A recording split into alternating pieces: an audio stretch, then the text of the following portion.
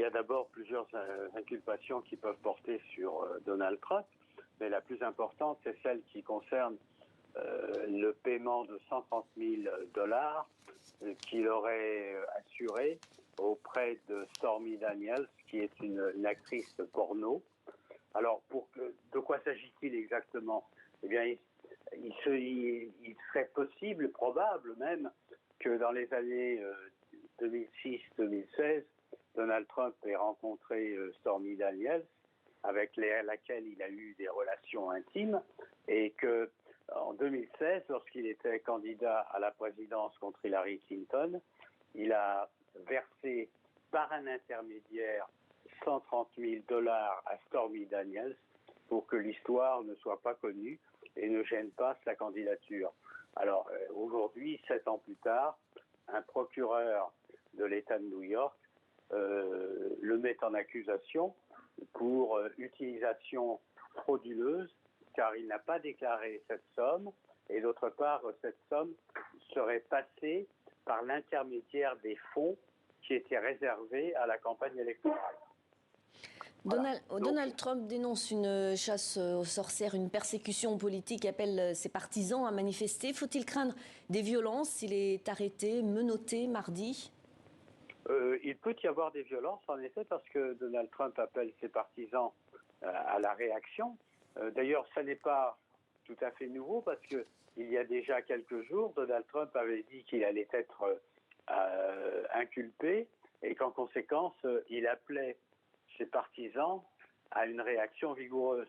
Donc, depuis le 18 mars, rien ne s'est produit, mais maintenant que l'accusation a été lancée par le procureur de New York, il n'est pas exclu qu'il y ait des manifestations dans telle ou telle ville en faveur de Donald Trump.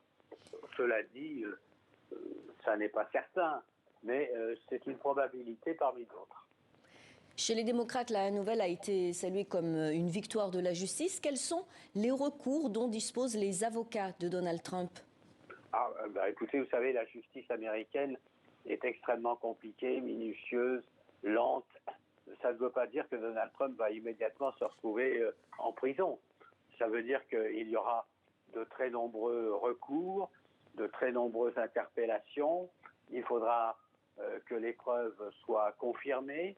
Tout cela va prendre du temps. Et bien évidemment, nous sommes en 2023. Ça veut dire que dans une année, la campagne électorale pour la présidence des États-Unis battra son plein.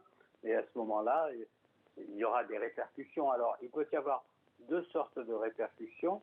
Les premières, tout d'abord, c'est à l'intérieur du Parti républicain, c'est-à-dire qu'un certain nombre de républicains vont considérer qu'ils ne peuvent pas choisir Donald Trump comme leur candidat, puisque c'est un candidat qui est menacé d'être poursuivi par la justice.